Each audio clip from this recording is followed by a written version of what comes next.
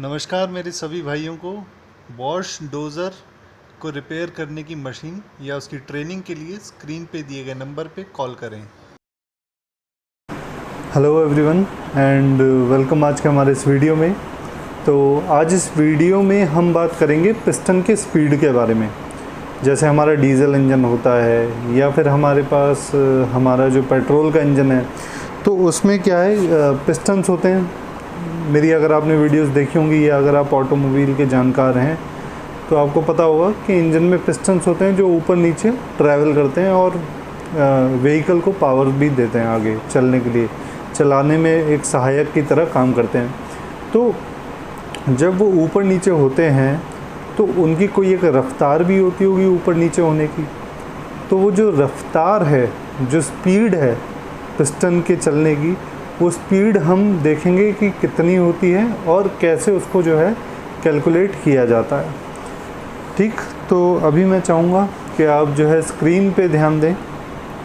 ये जो हमारे सामने हैं, ये हमारे पास जो है प्रॉपर एक डायग्राम है पिस्टन और जो फ्लाईव्हील यहाँ पे दिखा रखा है। तो यहाँ पे गौर करने वाली एक बात क्या है? गौर करने वाली बात ये है कि फ्लाईव्हील तो जो है एक सर्कुलर शेप होती है फ्लाईव्हील की, ठीक। लेकिन जो कनेक्टिंग रॉड है, ये जो रॉड है, ये कनेक्टिंग रॉड है, ये क्रैंक शाफ्ट पे लगी रहती है। तो क्रैंक शाफ्ट का जो दायरा होता है वो फ्लाईव्हील के अंदर होता है। क्रैंक शाफ्ट जो है इस दायरे में या इस दायरे में आ सकती है, लेकिन फ्लाईव्हील जितने दायरे में या फ्लाईव्हील से बड़ी नहीं हो सकती। ठीक, यहाँ पे ये बात हमको नोट रखनी है। ठीक, तो अब हमको यहाँ पे पिस्टन की स्पीड नापनी है। ये हमारा पिस्टन है, ये कनेक्टिंग रॉड है, ठीक है। ये कनेक्टिंग रॉड क्रैंक शाफ्ट पे लग जाती है और क्रैंक शाफ्ट पे ये फ्लाईव्हील जो है लगा हुआ होता है। ये पिस्टन ऊपर नीचे ट्रैवल करता है, तो इसकी स्पीड हमको जो है कैलकुलेट करनी है कि इसकी स्पीड क्या है। तो उसको कैलकुलेट करने के लिए सबसे पहले हमें ये समझना होगा कि जब ये नीचे आता है पिस्टन, तो ये फ्लाईव्हील को भी घुमाता है, ठीक है। यानी ये क्रैंक शाफ्ट को पहले घुमाता है, किसकी मदद से? कनेक्टिंग रॉड की मदद से क्रैंक शाफ्ट को भी घुमाता है और फ्लाईव्हील को भी घुमाता है। तो जो फ्लाईव्हील के घूमने की रफ्तार है, या जो क्रैंक शाफ्ट के, फ्लाईव्हील नहीं कहेंगे यहाँ पे, हम क्रैंक शाफ्ट कहेंगे, क्रैंक शाफ्ट के घूमने की जो रफ्तार है वो पिस्टन के जो स्पीड है ऊपर नीचे होने की, उससे जुड़ी हुई है। जिस स्पीड से ये रोटेशन होता है लगभग उसी स्पीड से ये पिस्टन भी ऊपर नीचे ट्रैवल करता है। लेकिन फ़र्क ये है कि ये एंगुलर स्पीड में है और ये लीनियर स्पीड में है। एंगुलर स्पीड मतलब यानी गोल गोल घूमना, और लीनियर मतलब सीधा सीधा जो है चलना। तो ये अंतर है कि ये गोल गोल घूमता है, इसकी स्पीड गोल गोल की है और इसकी आगे पीछे की है। तो इन दोनों स्पीड के अंदर जो है एक रिलेशन है, ठीक। वो रिलेशन क्या है वो हमें फिज़िक्स से पता लगता है। वो रिलेशन क्या है? वो रिलेशन यहाँ पे v इज़िकल्स टू ओमेगा आर। यहाँ पे v क्या है? v है पिस्टन की स्पीड जो ऊपर नीचे ट्रैवल कर रहा है। ओमेगा यहाँ पे क्या है? ओमेगा है एंगुलर स्पीड, किसकी? क्रैंक शाफ्ट की, ठीक। और r जो है वो रेडियस है जो क्रैंक शाफ्ट घूमते हुए बनाती है, ठीक है। क्रैंक शाफ्ट जब घूमती है तो एक रेडियस तो बना, एक सर्कल तो बनाई, ठीक। तो उस सर्कल का जो भी रेडियस है, ठीक, वो r है यहाँ पे। तो ये रिलेशन है इन दोनों की स्पीड में। अब इस रिलेशन को आगे लेकर के चलते हैं। तो ओमेगा को हम लिख सकते हैं 2πn/60।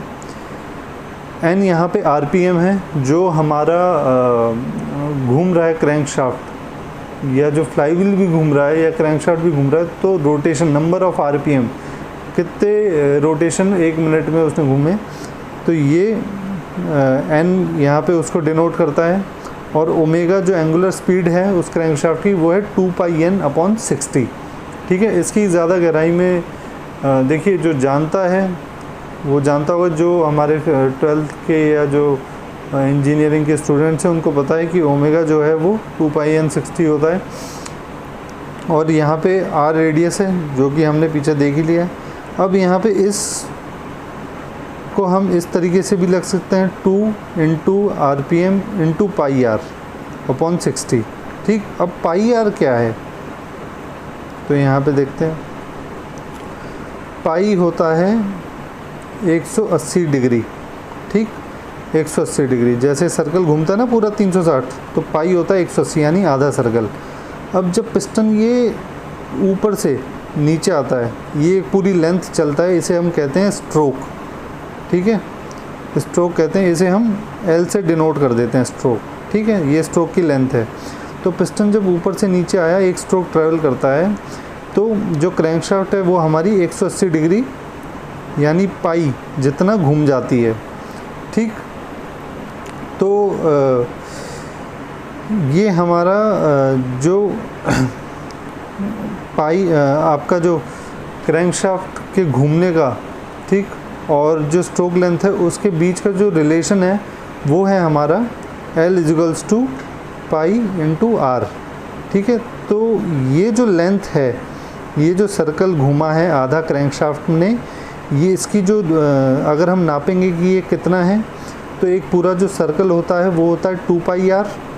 ठीक, और आधा सर्कल कितना हुआ, 1 सेकंड, ये जो पूरा सर्कल है इसकी जो लेंथ होती है वो होती है 2 पाई आर, इसे हम सर्कमफ्रेंस भी कहते हैं। और आधा सर्कल कितना हुआ, पाई आर।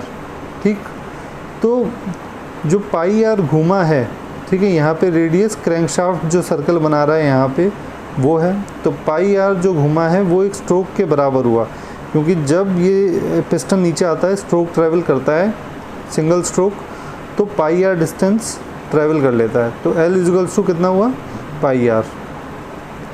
तो यहाँ पे हम पाई आर को स्ट्रोक लेंथ भी लिख सकते हैं। ठीक, तो ये हमारा फाइनल फार्मूला निकल के आ जाता है 2 into RPM into stroke length upon 60। तो ये जो फार्मूला है ये आपका है पिस्टन की स्पीड का। अमूमन ये स्पीड होती है 9 से लगभग 10 मीटर पर सेकंड। मतलब जो पिस्टन है वो आपका 10 मीटर पर सेकंड की रफ्तार से ऊपर नीचे ट्रैवल करता है। तो बहुत ज़्यादा स्पीड से जो है पिस्टन वो ट्रैवल करता है, और जैसे जैसे हम डिलीवरी आगे देते हैं तो थोड़ी बहुत वो स्पीड जो है आगे पीछे भी होती रहती है, बढ़ती भी है, कम भी होती है। अब आइडल में खड़ी गाड़ी तो आराम से जो है वो ट्रैवल करता है। तो इस तरीके से स्पीड में थोड़ा बहुत वेरिएशन जो है वो ज़रूर आता है। तो आशा करता हूँ कि ये वीडियो आपको अच्छी लगी होगी, और इसी तरीके से हम आगे भी वीडियो बनाते रहेंगे। अब तक हमारा सहयोग करने के लिए धन्यवाद। Thank you.